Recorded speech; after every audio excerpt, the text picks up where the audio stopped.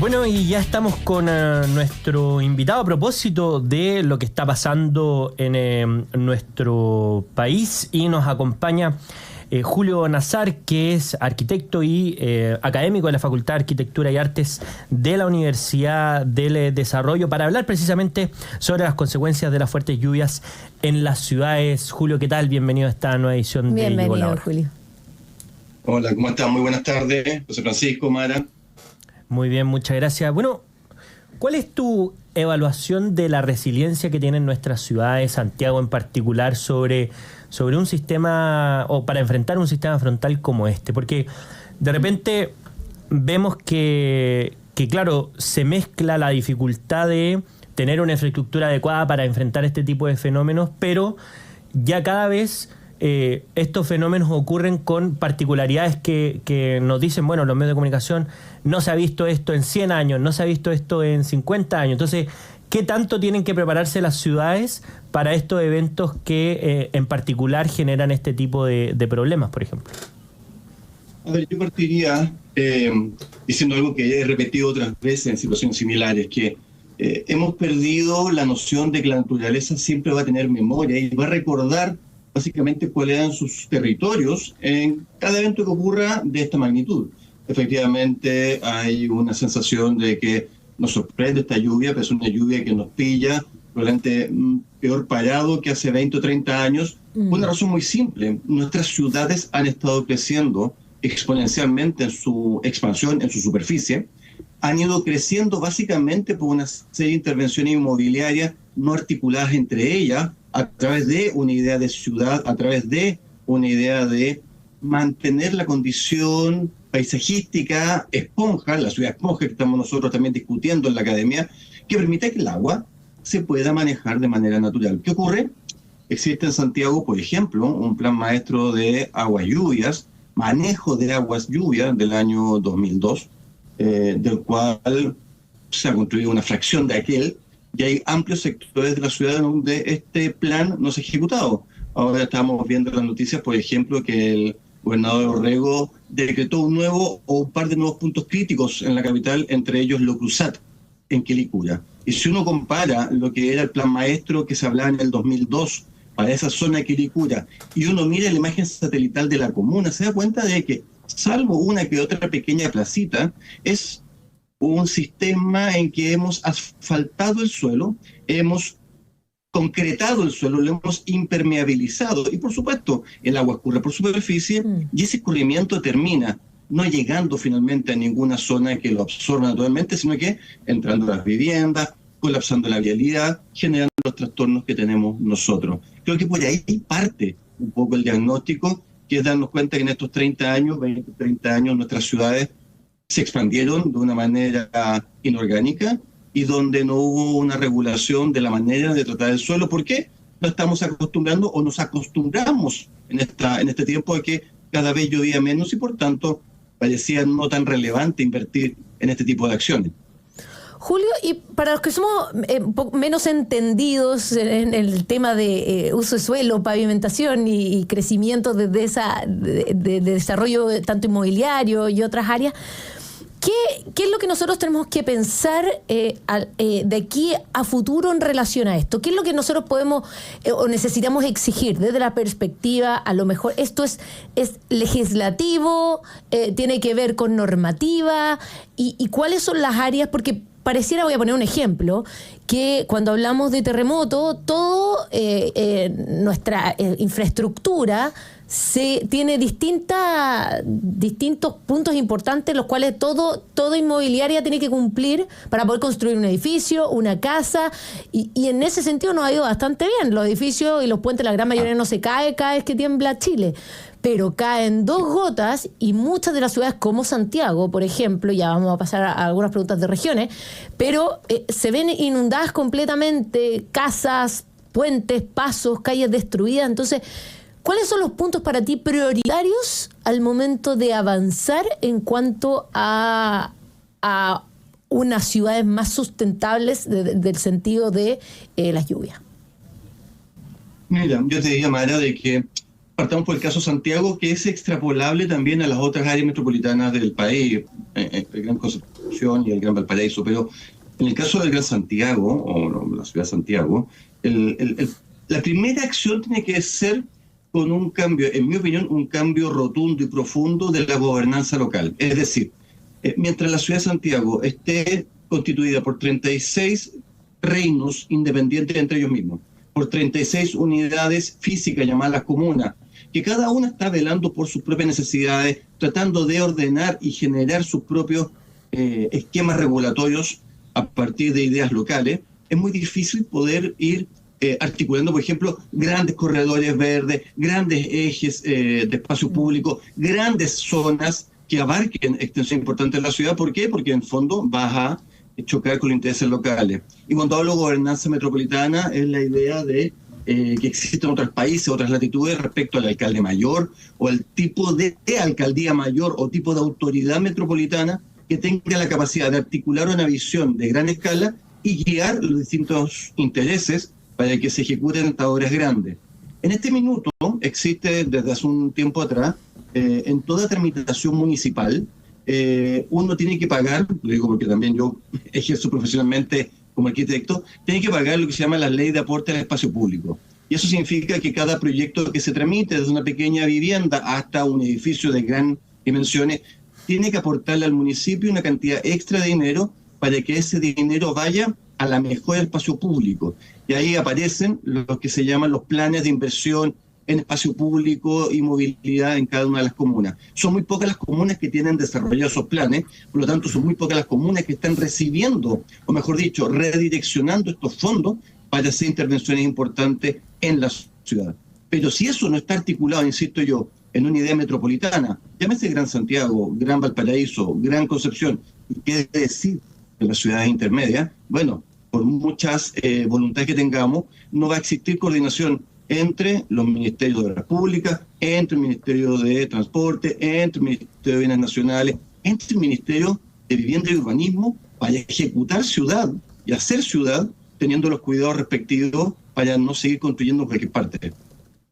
Y desde ese punto de vista, Julio, a propósito del crecimiento inorgánico de las ciudades y cómo deberían estructurarse este diseño, yo me acuerdo que por ejemplo, para los aluviones de Copiapó, de la región de Atacama del 2015, una de las cosas que me llamó particularmente la atención, yo fui a hacer un voluntariado simplemente, es que las viviendas estaban construidas bajo el nivel de la calle. Y claro, venía el flujo de agua por la calle y entró un metro y medio sobre las viviendas. Entonces uno iba y decía, pero qué ilógico que hayan construido las viviendas bajo el nivel de la calle. Y la respuesta fue, pero es que aquí no llueve, esto es raro. Entonces, ¿qué tanto tienen que prepararse las ciudades para este tipo de eventualidades? ¿Cuánto debe invertirse? ¿Y cómo hacer también para considerar factores que no son recurrentes, pero que cuando pasan, cuando ocurren, terminan generando desastres de este tipo? Porque aquí también hay una cuestión de costo, es decir, cuánto se preparan las ciudades para este tipo de eventualidades. Y claro, ahí hay un cálculo difícil de hacer para la autoridad, me imagino. Es complicado. Es bueno tu comentario y tu recuerdo respecto a lo que ocurrió en Copiapó. Copiapó y también Chañaral, Diego Almagro, en esa misma época, sufrió el embate de sus aluviones producto de esta lluvia, de lo que llamábamos invierno antiplánico, etcétera. Y me tocó participar en algunos proyectos también de infraestructura urbana en esa zona, de la cual con gente de la Universidad Católica y profesionales de la universidad hicimos algunos levantamientos, trabajamos, pero no se ejecutó prácticamente nada porque eso pareció ser un esfuerzo en mucho sentido. ¿Por qué? Por lo que tú dices, que al final del día son inversiones bastante onerosas, de gran volumen, en que uno pone en la balanza, a ver, ¿qué es más importante, lo urgente o lo estratégico? Y lo urgente a veces, y es comprensible en estas comunidades o estas localidades, es resolver problemas de basura, es resolver problemas de asistencia alimentaria para estratos socioeconómicos bajos, son otras las urgencias, y no esta mirada que vamos a tener que incorporar en nuestro diseño estratégico, que es entender que con el cambio climático estos fenómenos se van a ir repitiendo.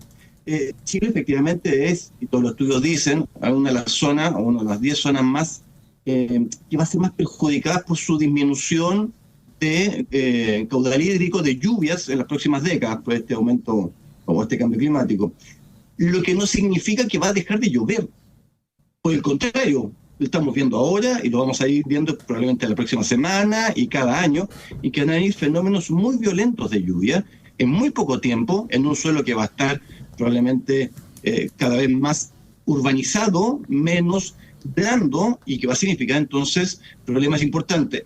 Dicho eso, lo que hace 10, 15 años parecería como un gasto innecesario, creo que debe estar incorporado hoy en la agenda pública como una necesidad de intervención en todas las ciudades intermedias y grandes ciudades del país. Es decir, generar y construir la infraestructura de manejo de aguas lluvias, ya sea a través de soluciones de ingeniería, como también del paisajismo, para que estos eventos, estamos hablando de mitigar los problemas, no de eliminarlos. La mitigación es el objetivo número 1 ante cualquier desastre. De algún tipo de evento telúrico, de algún tipo de evento de incendio como los que están ocurriendo en el centro del país, en la quinta región, todos los veranos, y del tipo también de la lluvia. Mitigar y minimizar que sea la menor cantidad posible de daños estructurales de vivienda y de personas las que sufran sus consecuencias.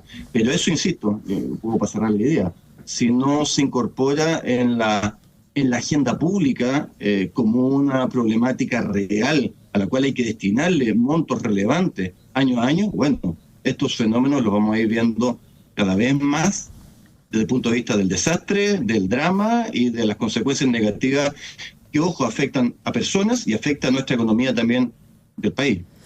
Estamos conversando con Julio Nazar, arquitecto y académico de la Facultad de Arquitectura y Artes de la Universidad del Desarrollo. Julio, te quería preguntar por el plan maestro de drenaje y evacuación de aguas lluvia, que depende del Ministerio de Obras Públicas. Bajo tu diagnóstico de que por el cambio climático los temas de lluvia van a ser más abundantes en los próximos años y nos vamos a encontrar una y otra vez con este problema, ¿qué tan avanzado es o en línea con la realidad y las proyecciones futuras tú ves que estos planes están acorde a lo necesario que hay que hacer, y si estos planes se modifican y avanzan a la velocidad que debiesen estar alcanzando los desastres que ya estamos viendo? El plan maestro de manejo de agua lluvia es de data 2002, el de Santiago, es del año 2002, es decir, más de 2 décadas.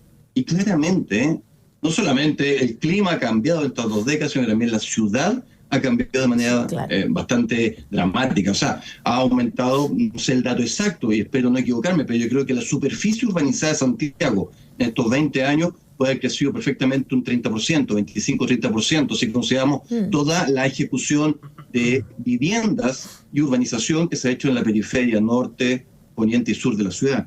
Entonces, frente a ese escenario, este plan maestro debía estarse revisando, y debía estarse no solamente revisando cómo va el avance de su ejecución de obras, que me parece que es muy precario, que es insuficiente para el escenario actual, sino también cuáles son las acciones proyectuales.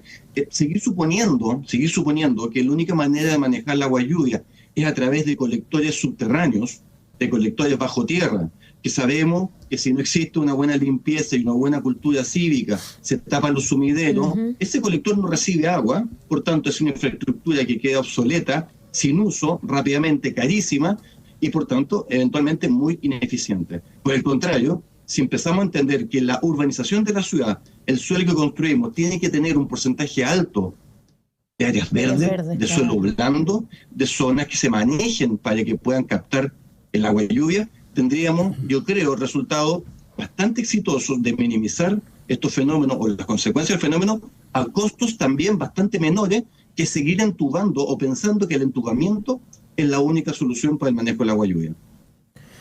Bueno, y en ese sentido, Julio, ¿hay alguna experiencia positiva que se pueda rescatar que haya aplicado nuestro país en esta materia? Luego porque Pues claro, cada cierto tiempo se han anunciado algunas obras, quizás pueden ser más bien puntuales y no estratégicas desde un punto de vista general, pero hemos visto el desarrollo, por ejemplo, de este parque inundable en el San Juan de la Guada, también lo que ocurrió en la misma ciudad de Copiapó, un parque inundable en la zona céntrica de la ciudad. También hubo esto, no sé cómo se llaman, pero que ralentizan el paso, por ejemplo, si es que vienen aluviones.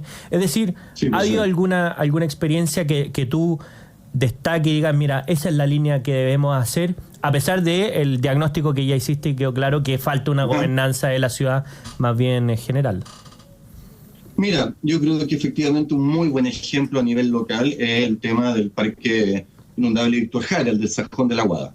Desde el punto de vista de que cumple efectivamente no solamente un rol para la emergencia, que eso es lo bonito del proyecto, no solamente está preparado para la emergencia, que puede ocurrir una vez al año o una vez en cada década, sino que durante el periodo entre emergencias se transforma en un lugar público, un espacio público de valor, un lugar que puede usar la comunidad. Creo que esa es la lógica que deben tener justamente este tipo de intervenciones mirando a largo plazo. ¿Dónde está el problema? El parque o la oportunidad de repensar ese parque Víctor Jara, de San Juan de la Guada, nació con los aluviones del año 1993 y pasó más de década y media antes de que se inaugurara ese proyecto. Entonces, aquí el tema no solamente tiene que ver con identificar cuáles son las acciones proyectuales, normativas, intervenciones urbanas que hagamos en las ciudades principales del país, sino que también en nuestra capacidad de reacción y de acción. Si seguimos trabajando y seguimos ejecutando las transformaciones urbanas en lapsos que pueden durar media década, década completa, para algo que necesitamos eventualmente mañana, lo digo un poco de forma dramática, pero entendemos que esto es rápido, no sacamos nada con seguir pensando, sino que tenemos que empezar a actuar de manera radical. Creo que es muy importante invitar al sector privado en esta acción. Creo que el Estado no es el único actor que puede resolverlo todo. Creo que el sector privado tiene una responsabilidad importante, es el principal interventor en la ciudad a través de todo el proyecto inmobiliario. Se le debería pedir al sector privado justamente una mayor colaboración en la ejecución de soluciones, ya sea de manejo de conducción del agua lluvia, como también de la generación de mejores espacios públicos, a cambio de eventualmente ajustes normativos, beneficios tributarios, no sé, ahí tendrá que ver el Estado, ellos tendrán gente calificada, cómo podemos llegar a un punto de medio en donde el sector privado sea un actor que ayuda a mejorar la calidad de lo que se genera, pero a través de ciertas también políticas positivas a partir del Estado. Pero sin el sector privado, este problema se puede extender durante décadas. Bueno, esperemos que se incluyan este tipo de situaciones en los futuros proyectos de candidatos y políticos que quieran participar del Estado, porque realmente es una emergencia que nos toca a todos los años. Julio Para terminar, Mara, sí, disculpa, solamente para terminar, ya que metiste el tema de la política, creo que va a ser muy interesante cobrarle a los futuros candidatos, a gobernadores y candidatos presidenciales, que pongan en primera línea el problema ciudad. Yo creo que el problema ciudad no es algo teórico, no es un eslogan, no es algo abstracto, es un problema que afecta a todos desde el punto de vista socioeconómico, cultural, de movilidad, de vida, calidad de vida. Y hasta el minuto siento yo que la ciudad como problema siempre está relegado a un tercer y cuarto lugar. Ojalá entiendan todos los actores políticos y el sector público en general de que la ciudad tiene que estar en una primera línea en la discusión futura. Bueno, así es. Julio Nazar, arquitecto y académico de la Facultad de Arquitectura y Artes de la Universidad del Desarrollo, te queremos agradecer por haber estado con nosotros aquí en Llegó la Hora. Un gusto. Muchas gracias.